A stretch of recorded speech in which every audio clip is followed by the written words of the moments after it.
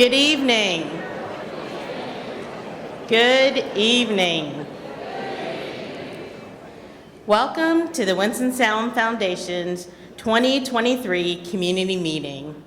I am Allison Ashcard, Chair of the Foundation Board, and we're glad you could join us this evening.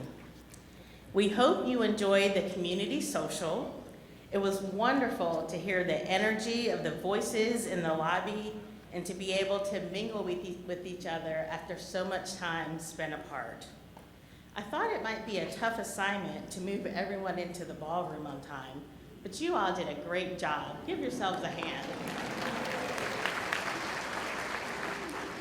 I think you'll all agree that these interactions between old and new acquaintances are truly what makes this community special.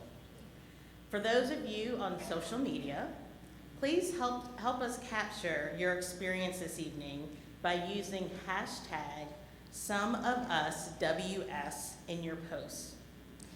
This annual event was paused due to the pandemic, but we're thrilled it's back and in a new early evening format. It's always been a gathering of community, and we have a crowd of over 1,200 people attending tonight.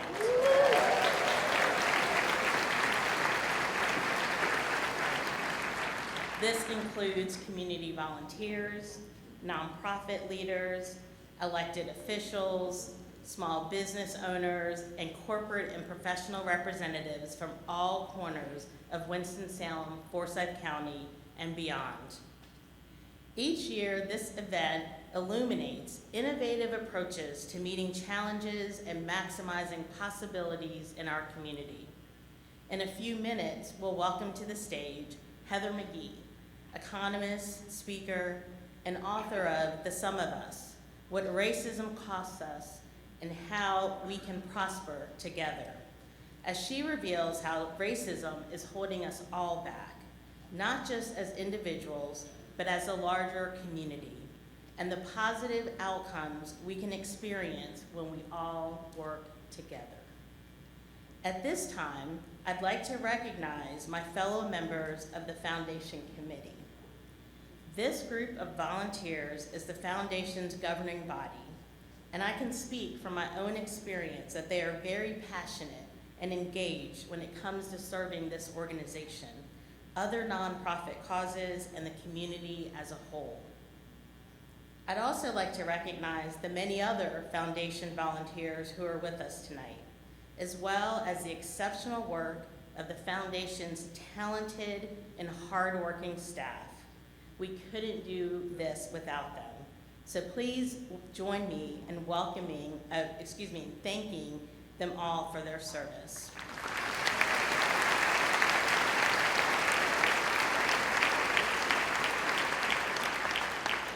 I'd also like to express a sincere thank you to our 61 sponsors, with special appreciation to Wells Fargo and the Winston-Salem Journal as community investors, and to Adrian Amos Livengood, Arbor Acres, the City of Winston-Salem, United Way of Forsyth County, and Wake Forest University Center for Private Business for being community builders. We are most grateful for their support.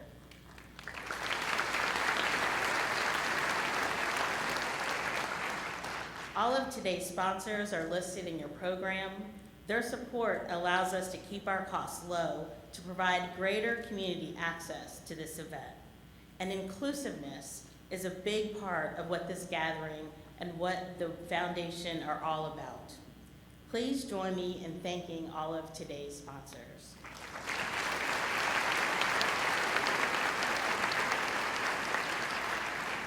We would also like to give a big shout out to our amazing local literary nonprofit, Bookmarks, which help,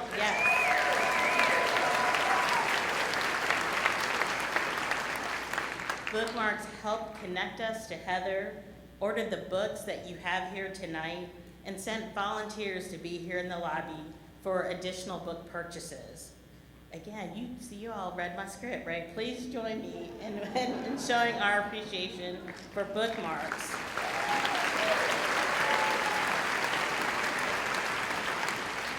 They are certainly a resource that our community is lucky to have. Now, at this time, I would like to invite the Foundation's president, Latita Smith, to come to the stage to present Foundation highlights, followed by an introduction of our speakers. I hope you enjoy the evening.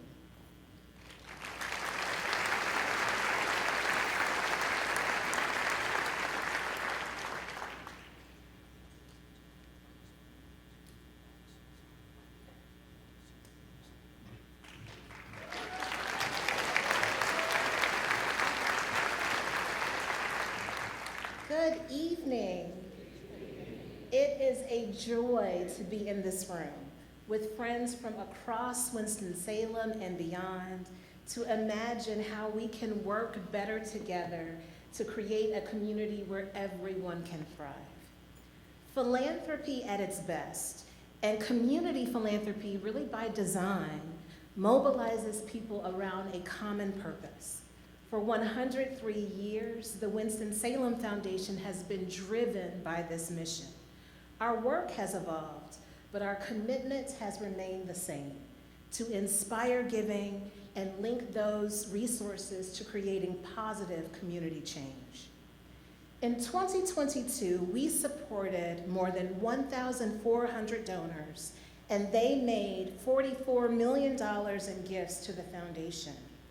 These gifts, when combined from our endowment funds established over our history, allowed us to make over $76 million in grants to 1,712 nonprofit organizations in Forsyth County and across the country, to causes as varied as healthcare, the arts, the environment, education, and human services.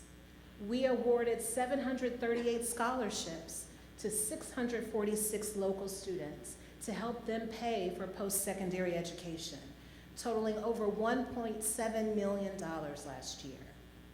Another important role that we play is in engaging more community members in community philanthropy through Youth Grantmakers in Action, the Women's Fund of Winston-Salem, and our Black Philanthropy Initiative.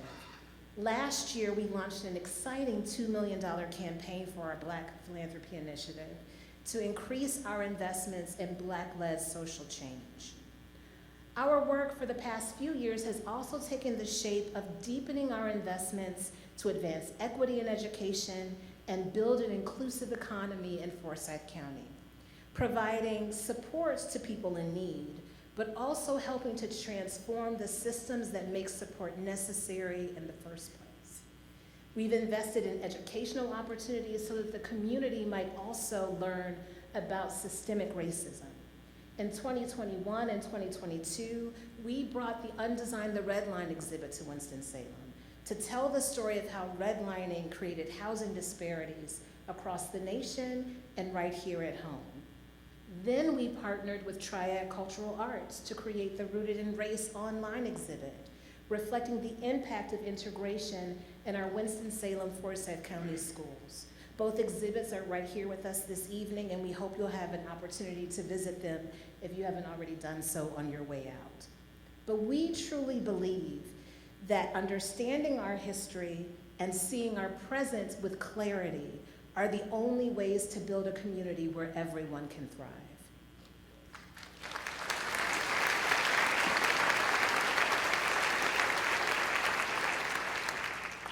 We are your community foundation. We are committed to promoting all forms of philanthropy.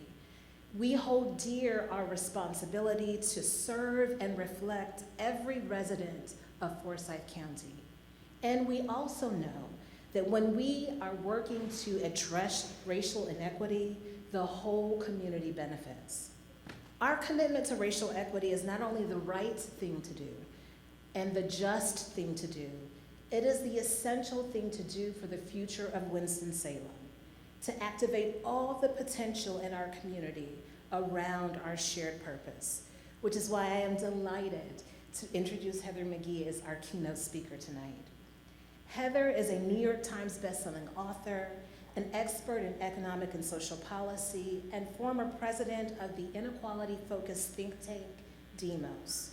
Her book that you received this evening, The Sum of Us, What Racism Costs Everyone and How We Can Prosper Together, she documents with compelling detail the ways that racism works to distort our vision and prevent us from seeing our common purpose.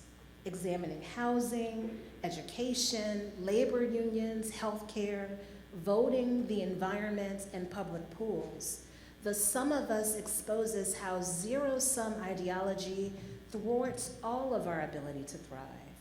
And instead, Heather offers a compelling alternate view of solidarity dividends that reflect who we can be to one another when we work together across race.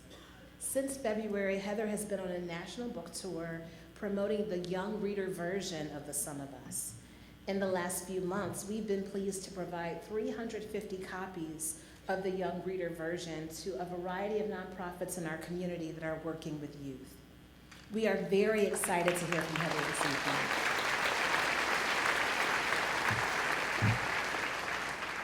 Following Heather's keynote, she will be joined in conversation with Drew Hancock, a former member of the Foundation's board. Drew recently retired as CEO of Loom Construction after a 40-year career in the commercial construction industry. He currently serves as the vice chair of the advisory board of the Wake Forest University Center for Private Business, where he helps business leaders understand the significant benefits that result when diverse staff bring their full experiences and perspectives to a team, and how that diversity can significantly improve team performance. Drew is a dear friend of the Foundation and a champion for a Winston-Salem that works for the sum of us. Friends, please help me in welcoming Heather McGhee.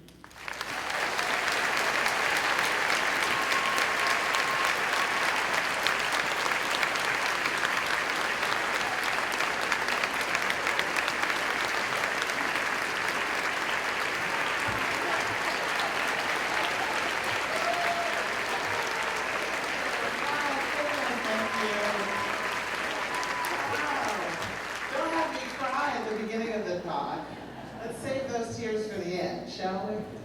Oh, it's really, really beautiful to be with you all tonight. Can we give it up for Latita and welcome her in person into this position? I know I'm not the only draw here tonight. Tremendous, a record-setting turnout. I think a lot of that has to do, obviously, with the excitement that we all have about solving some of the big problems that are facing our communities, with our hunger to be with one another again, in person, to have those casual conversations, to make connections, and then of course to really understand that where you are all going in all of your different walks of life, you need each other, and that the Winston-Salem Foundation as a community foundation is one of those essential ways that you can connect and multiply your impact. And you are so lucky to have here in this county one of the nation's oldest and most impactful dollar-for-dollar foundations, with one of the highest levels of giving per capita in this county, in the country. So some applause to you all for showing how it's done. And thank you so much again, of course, to the sponsors and the staff and everybody who helped put this evening together. I'm really excited for the conversation that we're going to have a little bit later. But first, I just wanted to share with you some of the lessons that I've learned on a journey that I took over the course of 3 years. Now, this journey was not one I anticipated taking. I started out working as an entry-level staff member at DEMOS, this nonprofit organization focused on solutions to inequality, when I was 22 years old. I grew up on the south side of Chicago at the beginning. Hey! Can't take us anywhere. I grew up on the south side of Chicago in an era where I really, on a day-to-day basis, saw what was going on in our economy play itself out in our neighborhood, right? Where the factories began to close and the public sector layoffs and the union busting and the rise in homelessness and inequality and drugs and crime. And I was the kind of kid who asked why. And I was lucky that my parents didn't say, well, you know, Ralph's family couldn't afford to pay their rent, so that's why his stuff is out on the curb, and his parents should have worked harder, right? They didn't say that. They talked about greed. They talked about power. They talked about systems and structures. And so when I was just 22 years old, I applied for and got an entry-level job at this nonprofit organization that was focused on big public policy solutions to inequality. Because I would come to work every day and download data from federal government databases and see how inequality was getting worse on a quarterly basis. Right? This is the inequality era, in which 1% of the population owns more wealth than the entire middle class, while nearly half of adult workers are paid too little to meet their basic needs for things like housing and food. Right? It just isn't right. And I knew that there were solutions to these problems. I knew that there were solutions to these problems because that was our job, to try to craft these solutions, to use research and statistics, to study the problems, to craft evidence-based policy solutions, and then hope and pray that when we showed this research and these solutions to people with the power to make different decisions, they would make better decisions that would help more families. No, don't laugh. It was a good idea, wasn't it? But it's exactly that, right? It's exactly that sense of mounting frustration that I had, particularly once I became the leader of that organization, and the strategy really rested on my shoulders, and I realized that it just wasn't working. We weren't making progress against inequality fast enough. In so many areas of our economy, we were going in exactly the wrong direction. And I decided to quit my dream job, running the organization I'd started working at when I was 22, and hit the road in search, in some ways, to the answer to that why question that I started having when I was just about 11 or 12 years old. And as I commenced this journey, it really became a very vivid formulation of this question in my mind. It was simply, why does it seem like we can't have nice things in America?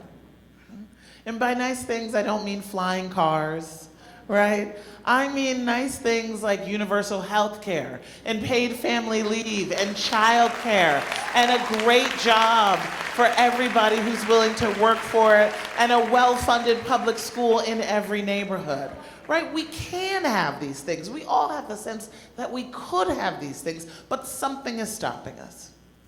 And so my journey was really trying to figure out why. And I came across 3 core insights that I want to share with you this evening. And the first is that our collective economic progress is being held back by a lie. And that lie is the lie of the zero sum. Now, in a zero-sum game, if one team scores a point, the other team loses a point. And as it turns out, thinking about our society as a zero-sum game is a dominant way in the US. And it's interesting because it runs totally counter to what economists think, the sort of mental models that we use. We see that it's not a zero-sum game, right? That it's more like a regular game where you want all your players on the field scoring points, right? You don't want anyone sidelined due to debt, discrimination, or disadvantage. Right? Economists have calculated that inequality actually costs our economy. Right? It's bad for growth. It makes sort of common sense, right? If not everybody can live up to their potential, contribute, start businesses, solve problems, because that's really what an economy is about, is us solving big problems, then of course you're not going to grow as much.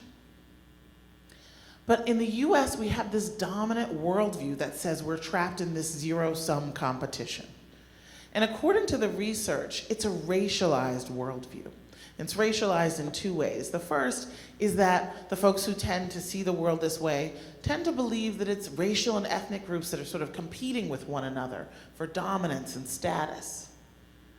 And it's racialized because according to the research, white Americans are far more likely to view the world through this zero-sum prism. Now, when I came across that statistic and that finding, I paused. Because throughout this whole journey, that was a physical journey as well as an intellectual one, I wanted to kind of forget what I had learned, to have a sense of radical empathy and curiosity. So instead of saying, okay, well, there's this thing that white people do, see the world through a zero-sum lens, instead I said, well, okay, well, hold on a second. That's not a given, right? There's nothing natural or biological about the way you see the world, right? There's not like a relationship between the melanin content in your skin and your tendency to see the world through a zero-sum lens, right?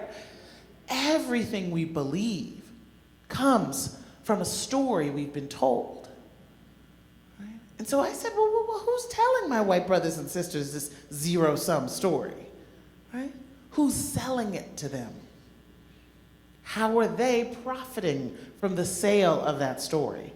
Economically and politically.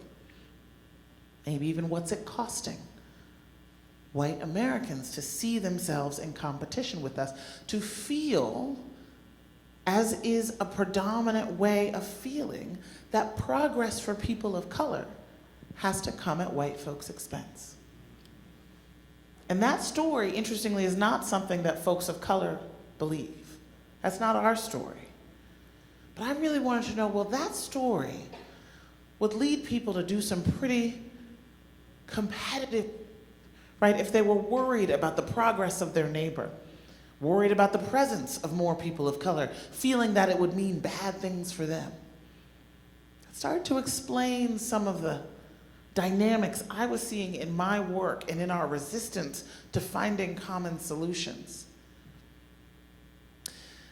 The second big insight that I gleaned on the course of this journey is really kind of the story of what a zero-sum way of thinking can bring in real life when taken to its logical conclusion. And that's the story of what happened to many of the country's nearly 2,000 lavishly funded, grand, resort-style public swimming pools. So I'm a mom, a newish mom. When I was writing the book, I had an infant and then a toddler, and I was going around the country, California to Mississippi to Maine and back again multiple times. In fact, at the tail end of the trip, we rented an RV to finish the research, my son and my husband and I, because it was the height of the pandemic. I mean, we really traveled this country. And parents and caregivers will know that when you are traveling the country with an infant or a toddler, you are traveling parks and playgrounds. You are looking at maps and seeing where is the place where I can run this child into the ground so that he can then sleep, right? So I find myself in Montgomery, Alabama for my research, and I'm looking and I see, wow, there's a huge, beautiful park in the middle on this Google map here. Let's go there. So we go there and we're, running him up and down, run to that tree, run to that tree. And it turns out that this park, which is called Oak Park, it's sort of the central park of Montgomery, Alabama, has in the middle of it this wide, flat expanse of grass. It's about 4 or 5 times the size of this room. And I learned later that buried 10 feet under my feet was the carcass of what used to be one of the largest public swimming pools in the South.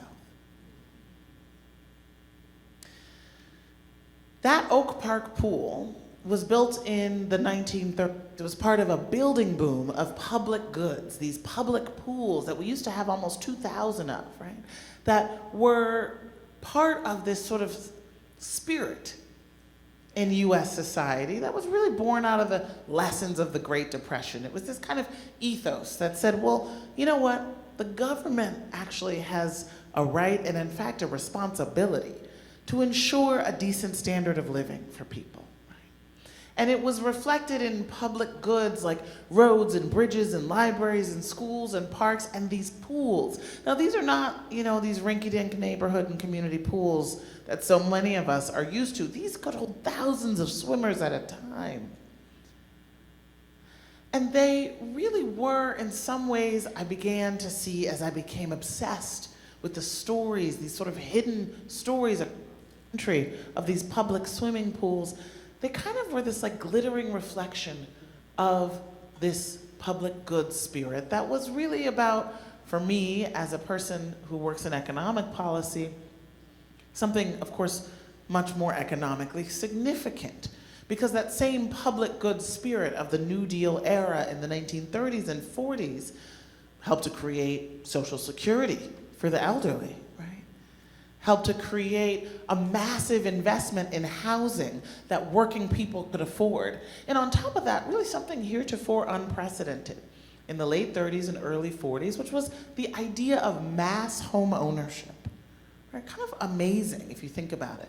That working class people could rely on a government-backed, insured, and regulated financial instrument to pay a little bit of money over time and then own an asset that would appreciate over time and be the foundation of the great American middle class.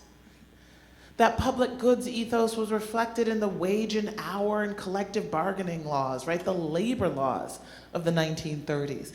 In the GI Bill, which put a generation into college for free, into now no down payment home ownership in the 1940s. Right? And all of those public goods, those economic public goods, well, they worked. Right? They helped to create the greatest middle class the world had ever seen, the highest standard of living in the world in the 1950s. And yet, virtually everything I just described was in one way or another racially segregated and exclusionary. Right?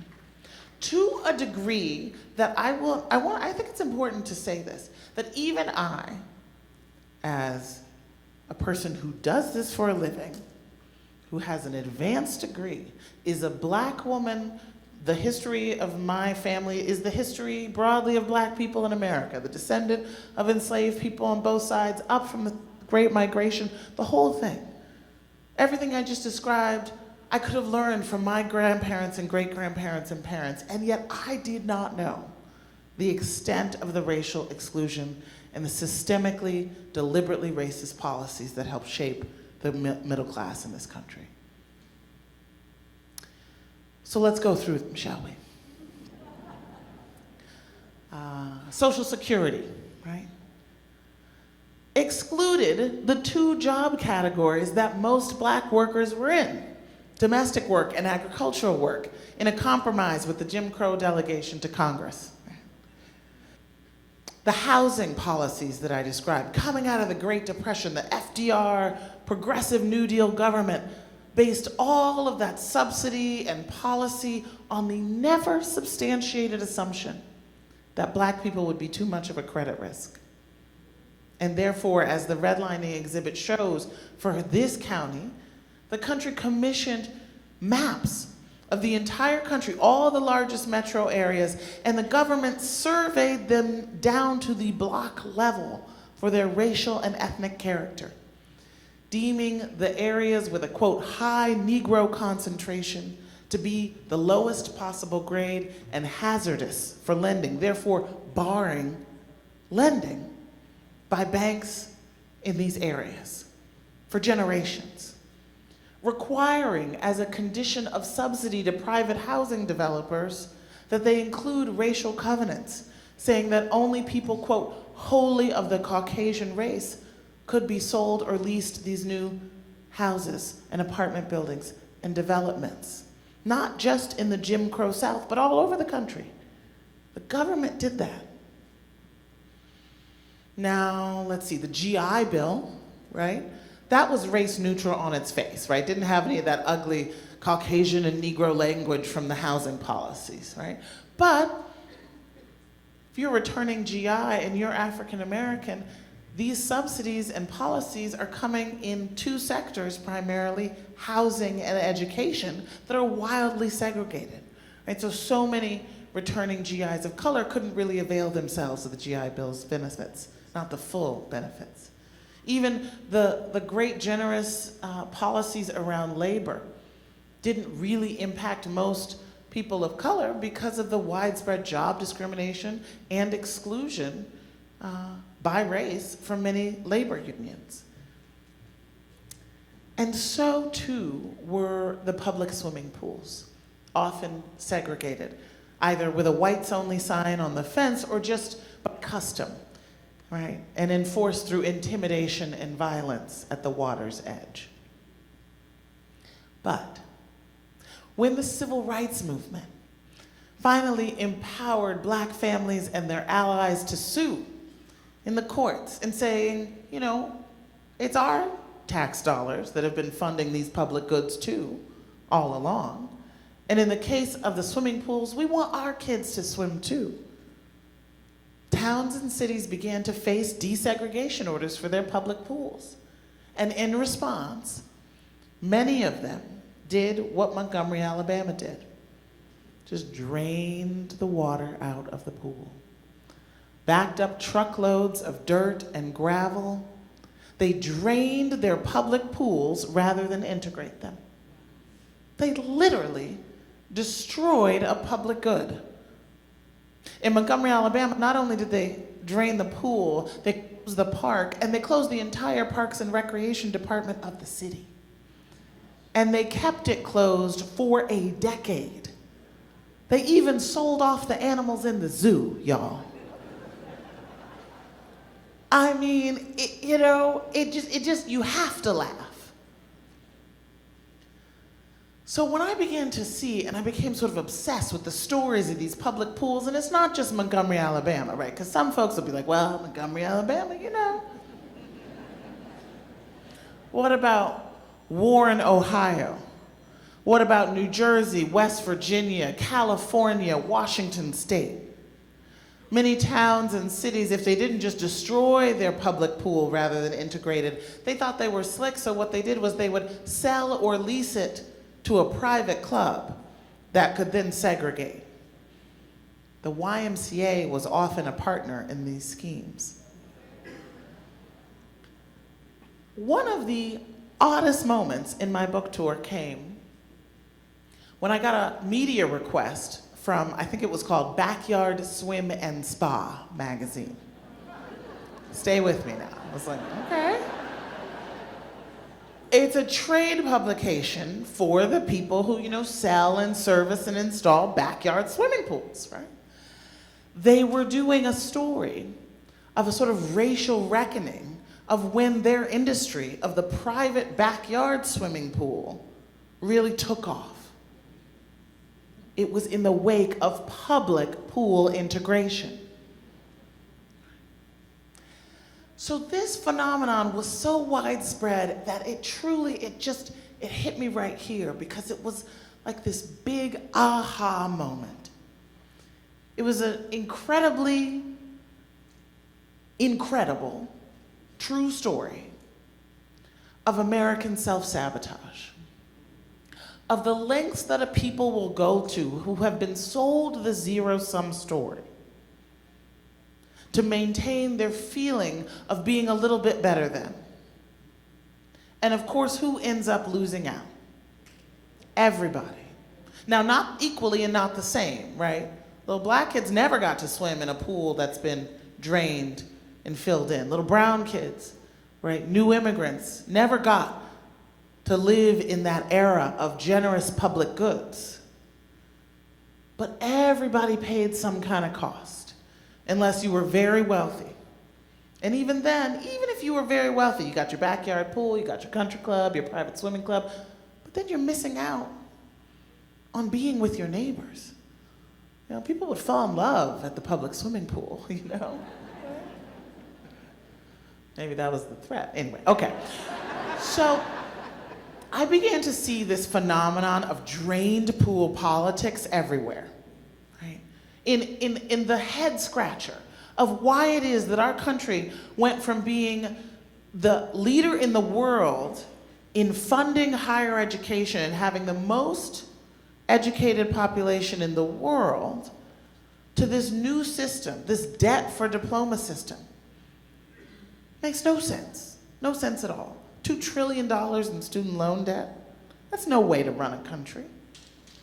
It makes no sense until you understand the way that drained pool politics helped to create a new logic in state legislatures as they cut their investments in public higher education, right? Because college used to be virtually free. Not because it didn't cost anything, but because government picked up the tab, right? States funded their public schools. If there was anything left over, it was a modest tuition that you could work a summer and pay off, or you could get grants that didn't have to be repaid, not loans that grew with interest, right? It makes no sense. Particularly makes no sense when we made other decisions in our society at around the same time in the 1970s and 80s in the wake of the civil rights movement to trade away the jobs that didn't require a higher degree, right? Why would we do that at the same time and then price the new ticket to the middle class out of reach for the working class? Unless there became a new disdain, very idea of the public, for the very idea of investing in generations of young people that increasingly did not look like those who were in power. If you have been taught to disdain and distrust people because of the color of their skin, then it will lead you to have a distrust of anything that brings you in common cause with other people, including the very vehicles for economic mobility, the foundations of democracy, the kinds of public goods that help to create the American dream in the first place. 1956 and 1960, 2/3 of white Americans polled believed that government ought to guarantee a job for anyone who wanted one who couldn't find one in the private sector. Right? A federal job guarantee. In 1956 and 1960, 2/3 of white Americans also believed that government ought to guarantee a minimum level of income below which no family should fall. Right? A universal basic income. Popular with nearly 70% of white voters, 1956 and 1960. By 1964, the share of white Americans supporting those two kind of robust economic guarantees from the government fell to just about 35%, nearly in half, and has stayed low ever since. Now, as a researcher, when I saw that data, I have to look beyond the spreadsheet, right? Because something must have been going on between 1960 and 1964. What's going on? So let's see, 1963 was the March on Washington, which was for jobs and freedom, right? Had economic demands that the majority of white Americans tuned in and saw black activists and their allies in organized labor demanding a federal job guarantee and a national living wage. 1963 was also the year that President Kennedy went on a media blitz around civil rights, firmly associating his party, right, the party of the New Deal, with civil rights. And then, of course, we know that his successor, Lyndon Johnson, would, after signing the Civil Rights Act and Voting Rights Acts into law, become the last Democrat running for president to win the majority of white voters to this day. Now, I say that not for partisan reasons, but just to illustrate this kind of ideological shift that occurred once the government went from being the enforcer of the racial hierarchy, right, the ones drawing the maps, right, and printing the whites-only signs, to being the upender of the racial hierarchy. And then the people who'd been taught by that same government to fear their neighbor, and that their status was contingent upon being better than someone else, began to distrust that very government. And in the book, I link this drain pool politics not just to higher education, as I've just described, but also to healthcare, right? How we never filled in the pool of public goods around healthcare in the first place. Harry Truman proposed national health insurance in the 1940s, and it was the Dixiecrat segregationist caucus of his own party that saw it as a threat to Jim Crow and said no. Right? And today, white Americans are the largest share of the uninsured, right? Of people who have to go without health insurance because they cannot afford it. And yet, the closest thing we have to universal coverage, the Affordable Care Act, has been unpopular with the majority of white Americans since it was signed into law by our first Black president. And when you look at what are the policies in the Affordable Care Act, and you poll them one by one, the majority of white voters are like, yeah, that sounds reasonable. But something about the whole package of Obamacare feels like it's too much. So as I began to see the ways, the tangible, quantifiable ways that racism in our politics and our policymaking, often unconscious, always stoked by people selling something for their own profit, was costing us all and was actually driving the kind of inexplicable inequality that is robbing all of us of the American dream that should be our birthright. I began to see that if there are so many areas in our society where there's this kind of common thread of racism in our politics and our policymaking, then if we just pull at that thread, then maybe progress on each of these areas would be closer at hand. And that's what I began to look for in the final year or so of my journey, was evidence of what I began to call a solidarity dividend.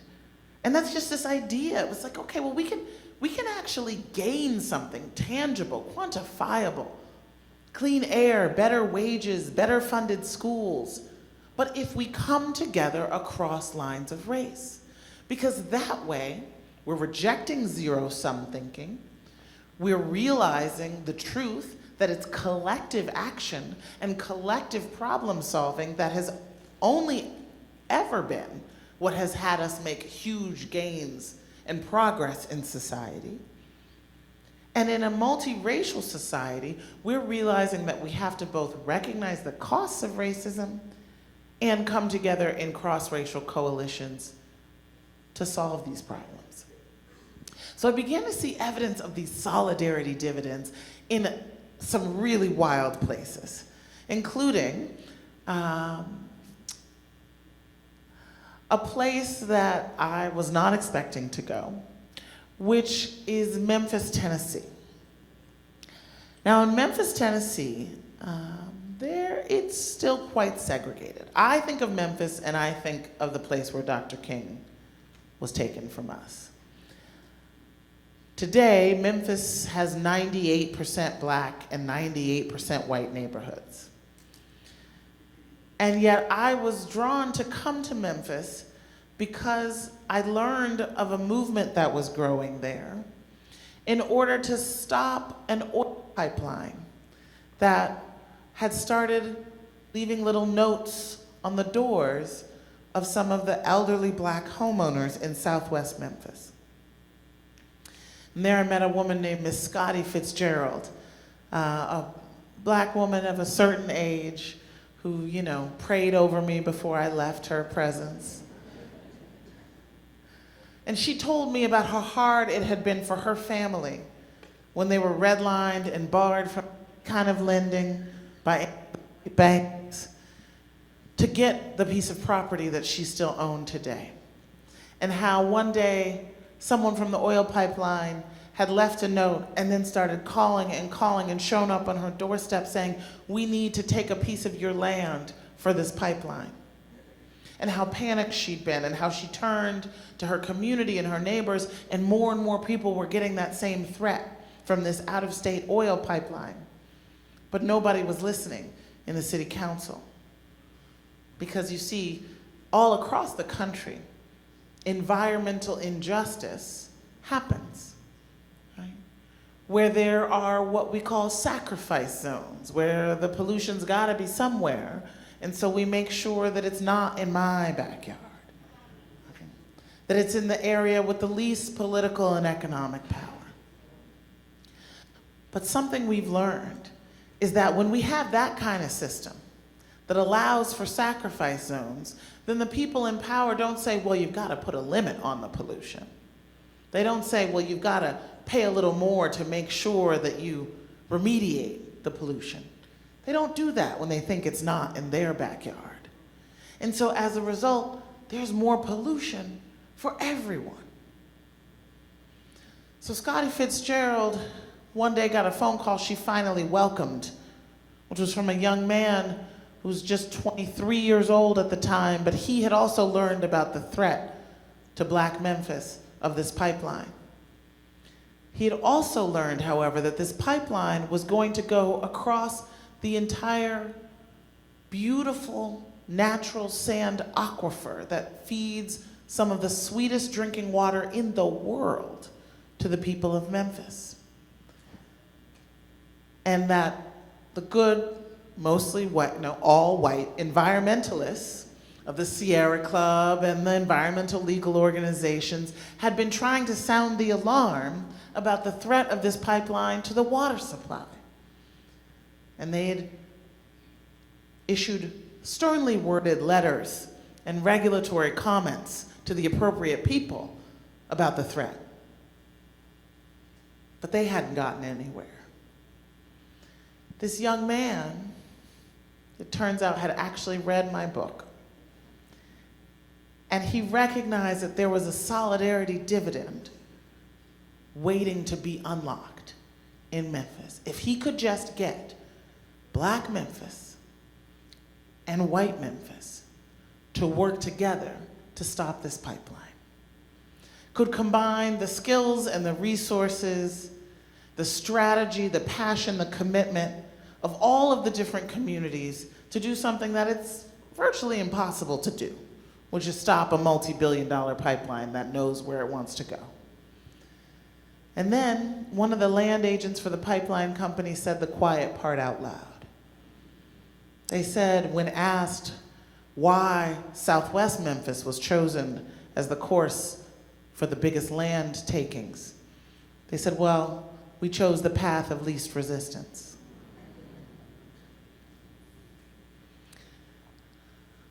A movement was born, and it united Black and white Memphis. You had Sierra Club attorneys sitting in the living room of Miss Scotty Fitzgerald. You had Miss Scotty Fitzgerald going to the Capitol with thousands of other people. I sat in her living room and I asked her what it was like to see this huge rally of people protecting not just the water, but the land of the Black community. And she said, I cried, because I never thought I would see so many people who cared about us.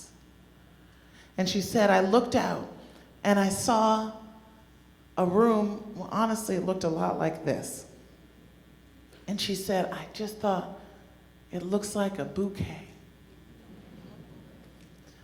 And don't God love a bouquet?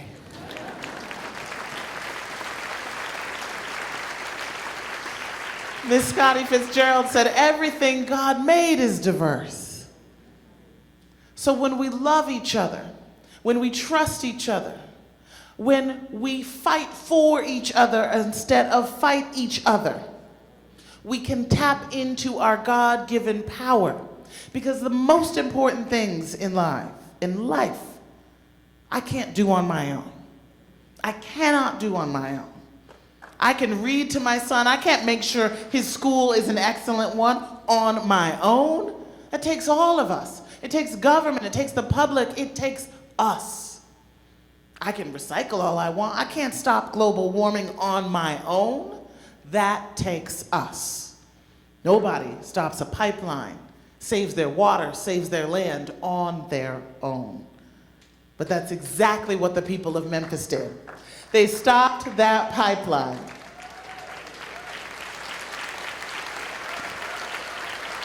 And I am here to tell you that the young man who'd read my book which is how I learned about this grassroots fight in Memphis.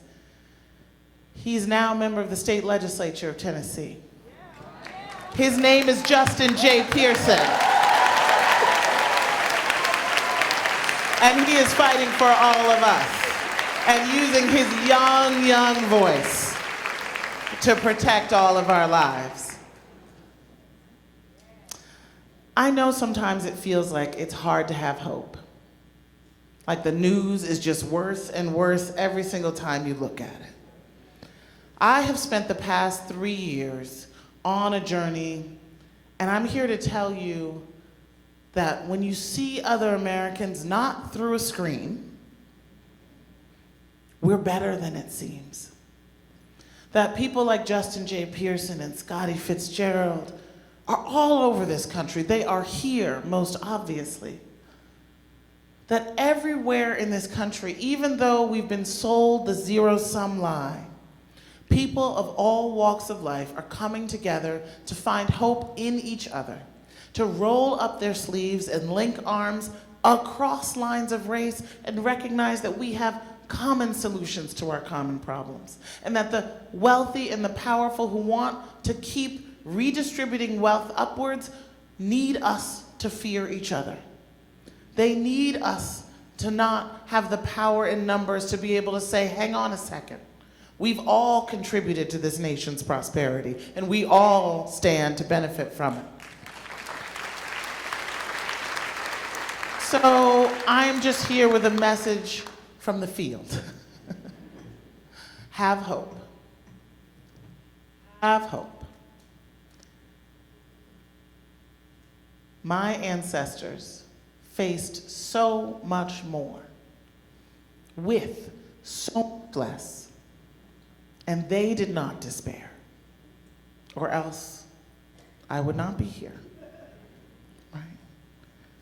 It is hope that we need to be able to say, I'm going to keep hitting at this wall. And I know, because I have faith, because I'm connected to a community, that if I fall, someone else will pick it up.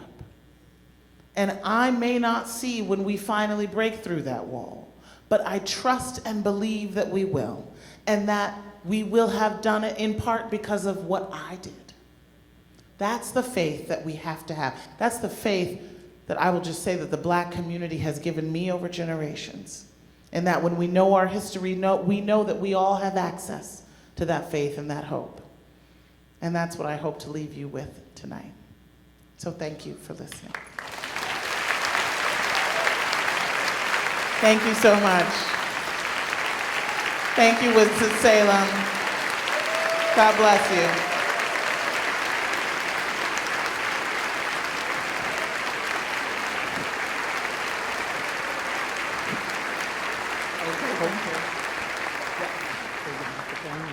Okay. All right. Thank you. That work? All righty. So, Heather, I think that it's pretty obvious Oh, wow. from the size and from the engagement of this crowd that this community is excited to be back together Yes. at the Winston-Salem Foundation's annual meeting, and that we are thrilled to have you here with us. Thank you. Thank you so much. So again,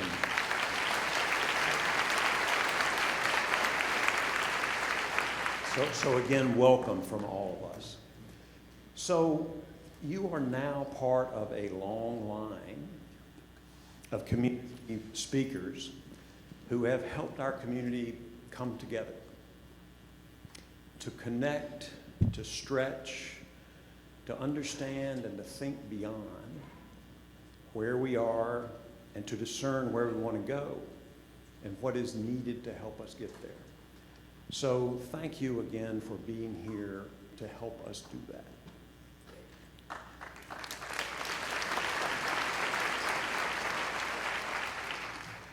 And before we get started with a few questions, and I do want to watch my time, Latita, I need to make sure I get my time. She'll just start waving frantically when it's time to finish.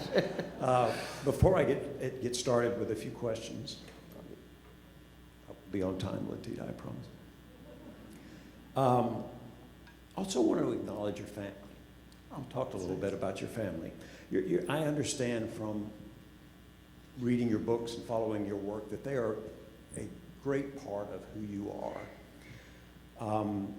Your 4-year-old son, Riaz, your husband, Qasim, and your mother, Dr. Gail Christopher, who you dedicate your books to, Thank you. are all part of your why in your work, and we appreciate the part that they have played and continue to play in you being here with us. An important point to make about who you are, I think. Appreciate that. Thank you. Yeah. So, my first question ties your work and the foundation together. Connecting your work with the work of the Winston-Salem Foundation, which in some ways I think exists to help us be better community members, to make good collective decisions about the future of our community. So let's talk more about the need for and the value of looking back, to help us understand where we are so that we can discern our way forward. When I read about the swimming pools, and I hear you talk about the swimming pools, I can see, I can feel, and I can smell concrete trucks, gravel trucks, trucks full of dirt, dumping their loads into those swimming pools. As you say, not just to drain the pools, but to destroy the pools. And I can also see and feel all of the children in all those communities figuratively lined up around the edge of the pools, sobbing, with tears running down their faces, crying to the adults, "What are you doing?" I have a visceral response to that picture that you paint for us. So tell us more about what you've learned. Let's go deeper about how communities can use looking back to see their present with clarity, as Latita said earlier, and to discern their way forward that will help our community make good decisions and live into your consistent theme of better together. Help us with that. Thank you. Well, I want to say I'm not an historian, right? I'm a lawyer, an economist, somebody who is really focused mostly on the future, how to fix some problems, how to move us forward, right? And I sort of reluctantly came to needing to study and then to tell the story of the steps we took to get here so that we really understand where we are. Because there are so many things in society that don't make sense unless and until you know the history. I want to tell a quick story about a young woman I met. Everybody's young now, right? I mean, a woman I met in her early 40s who last summer, and she's a white suburban mom, her name is Rachel, and she is from Oklahoma, outside of Tulsa. And she grew up in Oklahoma, was educated in Oklahoma public schools through to her law degree. And she had never heard about the 1921 Tulsa race massacre of Black Wall Street until The Watchmen, that HBO movie show. And all the, and then of course the anniversary events. And when she found out about it, she was enraged. She was embarrassed. She was frustrated. She felt like she had been lied to. And she does not like being lied to. She recalled a moment when she was just a little kid and she was in the back seat of her dad's station wagon and they were driving through the Greenwood neighborhood of Tulsa, and she noticed this very Black neighborhood and how poor it was, and she asked her dad why. These little kids and their whys, right? Watch for them, right? And he shrugged. But her lesson that day was, there's just something wrong with black people, right? Because he did not tell her, oh, well, there used to be something called Black Wall Street right here. Oh, well, there was a conspiracy to destroy this neighborhood, to murder it, murder people, to firebomb it, then to deny the insurance claims. There was a cover-up about it. Nonetheless, the good people of Greenwood rebuilt this community, and it was a thriving middle-class community, and then in the 1950s, we ran a highway through it. In the absence of that history, the disparities that we see in every community don't have a why, except there must be something wrong with those people. Today, a black college graduate has less wealth on average. I'm talking about wealth here. Your home equity, your savings, your retirement, stocks and bonds. A black college graduate has less wealth than a white high school dropout. That makes no sense. It short circuits our brains, right? We say, well, no, obviously that can't be true. That a white high school dropout would be wealthier than a black college graduate. When the black college graduate has done everything they're supposed to do. They've gone to college, they have a great job, they have a higher income than the white high school dropout, right? A bigger paycheck. They've done everything they need to do except go back in time and make sure their grandparents weren't redlined out of owning an asset. Because wealth is where history shows up in your wallet. And so that's just one example of how the past is not past, and how both for that black college graduate having a hard time understanding why it's just not adding up month after month, and for that white suburban mom who feels like she's been lied to, and once she knew, she changed her entire orientation, and she became an advocate for reparations in Tulsa, and began to see her neighbors differently, and look to them for the kinds of solutions that would help her entire state move forward. Though knowing our history, even our very recent history, because everything I'm talking about, redlining, Tulsa, right? This is not 400 years ago. You know, I have great-grandparents who lived longer than this. It's important, it's an asset for all of us. It's our shared history. It's not black history or American history. It's all of our history. And it is our right to have it, to fight for it, to defend it against those who'd want to steal it from us. And so creating these deeper relationships really requires us to understand that history and to understand each other's lived experiences. That creates that connective tissue that is part of the answer for moving forward. So tell us more about what you are learning with the second version of your book that is adapted for young readers. You've visited a lot of schools, you have had front porch conversations with a lot of students. Since this young reader version came out, and those students tie into a strategic priority for us in Forsyth County as part of the Winston-Salem Foundation, which is equity in education. Simply that our K-12 public schools need to work as well as they possibly can for all our students. What are you learning about our schools and about our students that can help us live into that strategic priority of equity in education? Well, the kids are all right. I mean, they really are. I've gone, so this adaptation of the book is, it's not like a graphic novel. It's the same book. It's just a third shorter. It's the same book. It's as complex and tough and full of story as the adult version. And it's for kids as young as 10. I sat with 5th graders who had read the book and were right there. And so the first thing I learned was, don't dumb it down. Unlike when we were growing up, young people today have access to all the information we have, right? And they've seen generations of grown folks not doing what needs to be done to keep them safe, right?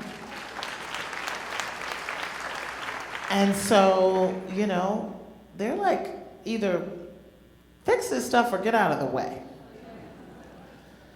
And so they also, of course, don't want to have to fix it. They would love to be, working on makeup tips and, their jump shot, But at the same time, there is this impatience.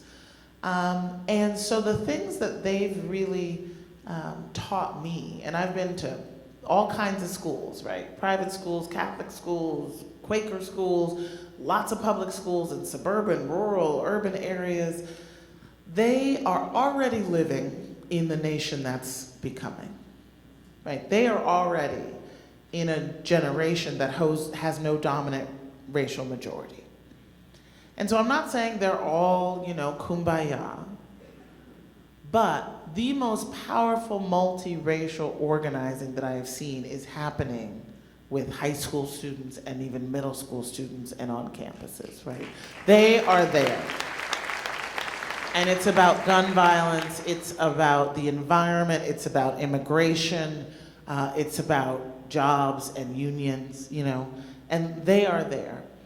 And so I think what we're seeing right now is a real fear among the people who have a vested interest in the status quo, that they are quickly losing the future.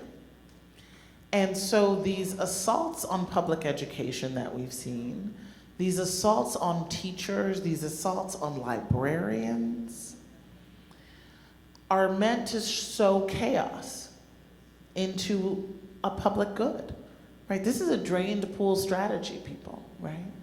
They're trying to say public libraries and public schools, shove them into chaos, intimidate the helpers in our society. And what I've learned is that we need to defend equity in education. We need to defend the right to say those words. And we need to tap into the optimism, the strength, the power of our young people to co-create the solutions. Because when you have grown-ups screaming at each other, you've already lost.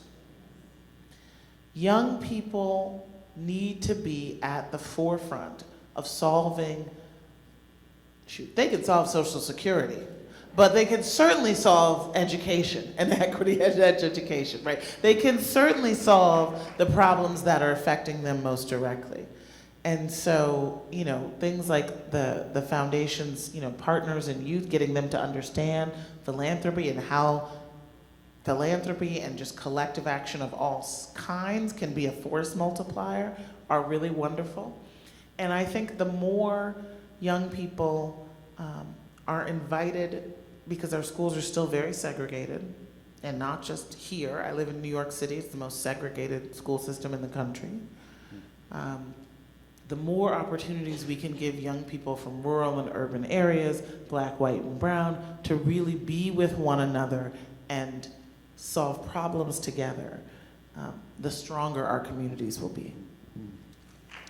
That's hopeful. Yeah.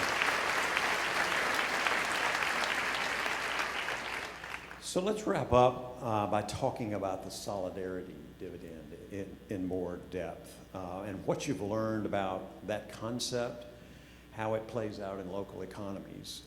Another second strategic priority of the Winston-Salem Foundation is to build an inclusive economy, or an economy that provides opportunities for upward mobility for everyone.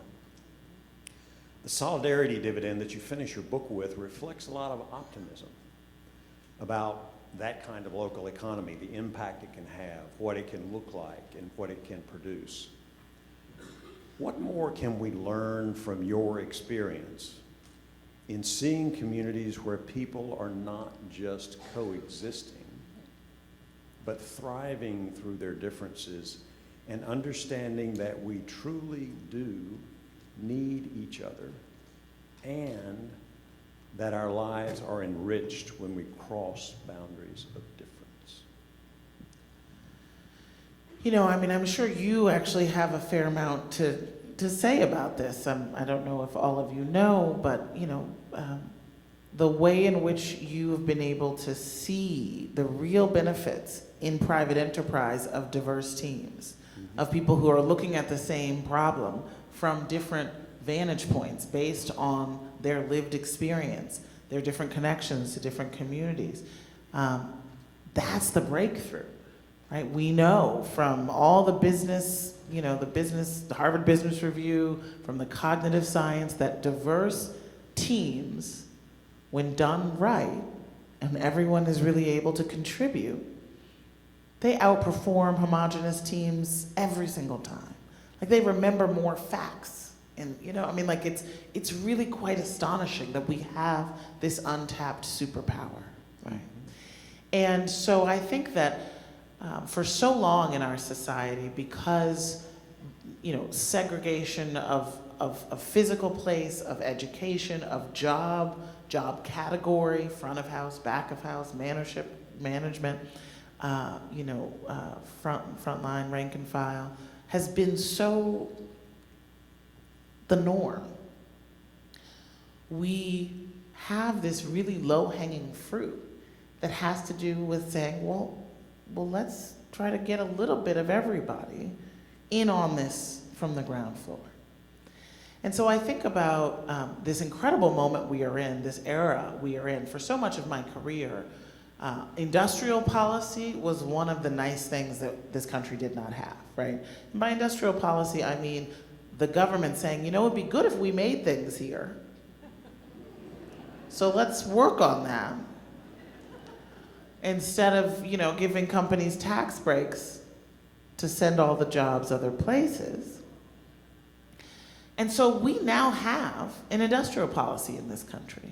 And it is about marshaling private enterprise in conjunction with the public sector to solve the existential threat and the economic opportunity of our lifetime, which is global climate change and the need to transition to clean energy. And so we've got an incredible amount of private money and public money trying to seed and successfully seeding all of these new industries, manufacturing at the highest level it's been since the 1970s. And so the question is, and this is what I've been asking as I've visited a lot of different communities, a lot like this one, across the country, where there was a peak of textile manufacturing. There was a peak of manufacturing in factories and things like tobacco, and it plummeted. And everybody felt the pain. Now the question is, are we going to recognize that we have got to rebuild in a way that brings everybody in? We are going to have to use all of our effort and ingenuity. I remember talking to somebody who worked for an oil company, and he said, I hated breaking my back for something I knew was making it harder for my son to breathe. Right? So now we have an opportunity to do that back-breaking work, to give our lives in service of something bigger than us that might actually help save the planet and make it easier for our children to breathe, right? And we've got to do it in ways where there is a real solidarity dividend, where the sacrifice zone communities that have been polluted worst and first have an ownership and equity stake in the solutions for the clean economy, right? And that's the kind of thing that can be decided and done at the local level. The kinds of networks that exist in this room and through the axis of the foundation, where you've got the stakeholders, the business leaders and the local leaders and the universities and the community colleges, the grassroots organizations, to say, there's a lot of money coming down the pike. 4 huge pieces of legislation have been passed in these last 2 years, with trillions of dollars in spending that is going to come to this state and to this county. And your job is to make sure that it happens equitably and that it becomes a multiplier for that solidarity dividend to help remake this economy for everyone.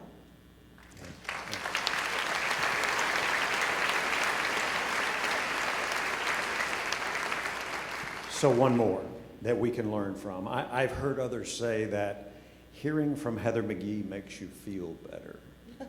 That's nice. All right. And you write about your true optimistic nature that comes across on this stage, and how much, you also write about how much you love America and the American ideals of equality and freedom and liberty and justice, and you finish your book with optimism and hope. Tell us where you get your optimism and hope batteries recharged in this often challenging work that you do and in this often challenging world that we live in. Well, thank you for that. And just as we wrap up, thank you all for your care and affection and attention this evening. It's been recharging my battery in a very big way. So, you know, I said it, but truly, I can go weeks where I mainly interact with other Americans who aren't my neighbors or my, you know, the parents at my son's school, through a screen. And I'm scrolling and I'm scrolling and I'm like, ooh, we are circling the drain. Everybody's terrible, you know? And then I pack my little bag and I set out. And I go to events like these. I do more research for the podcast I just finished, which, you know, brought me to 9 different new places across the country to tell stories of Solidarity Dividends there. It's called The Sum of Us. You can stream it wherever podcasts are streamed. And, or I get mail and letters from people, and I talk, you know, and I just realized that it's always been a narrow, self-interested elite throughout our history who has wanted to keep us from recognizing our common humanity.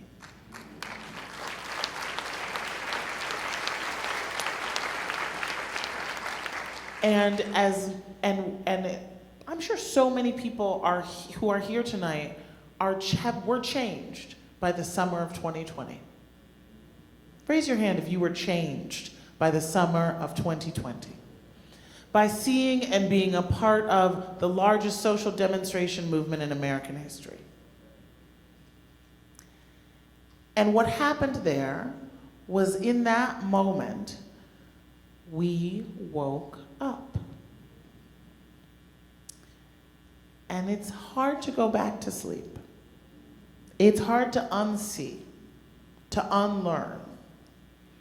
But of course, that's why there's a campaign to make us do just that. But what gives me hope is that even though you are not seeing, you know, Black Lives Matter themed coffee at the, you know, at the deli every day, you know, whatever, I keep coming across people who are saying, I have more empathy, more curiosity,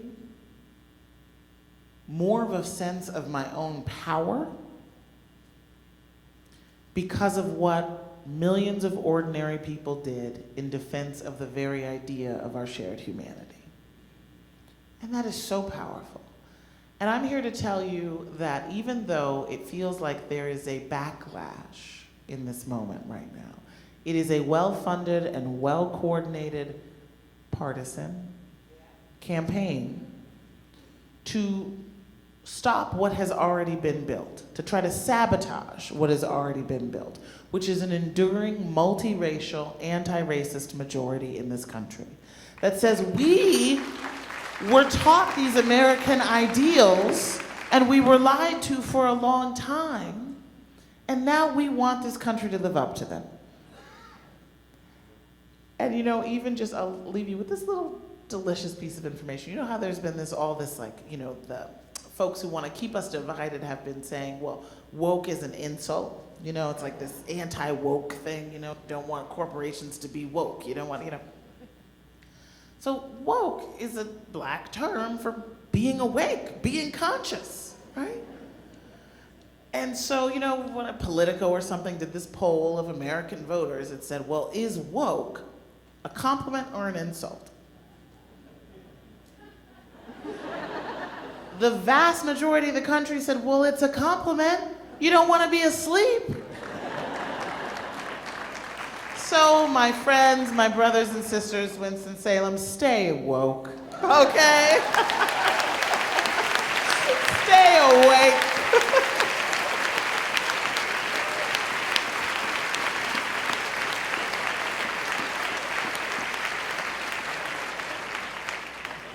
Latita, I can't close any better than that. Come on up.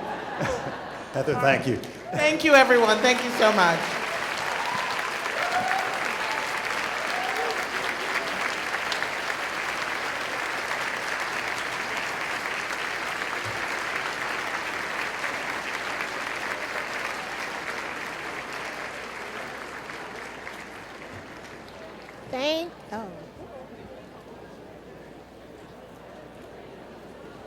Thank you, Heather, and thank you, Drew, for an enlightening conversation. Heather, you have inspired us to work even harder as a community, to work across our differences to accomplish what we know we can't accomplish alone.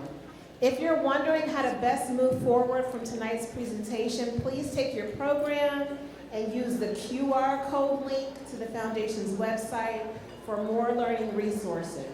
And if you didn't have a chance to visit the exhibits in the back of the room, please do feel free to do so on your way out. Now just a few reminders. First, don't forget to take your book and your program. As you head out in the lobby, you'll see Bookmarks is selling copies of both the adult version and young reader version. Please pick up extra copies if you are so inclined. Also feel free to look at the Foundation's table and to view the Foundation's website for additional resources on our work as well as that of our community partners. Finally, if you are parked in the Cherry Street garage, please take a complimentary parking pass on your way out as you leave the ballroom. Thank you all for joining us this evening. We are delighted to have you.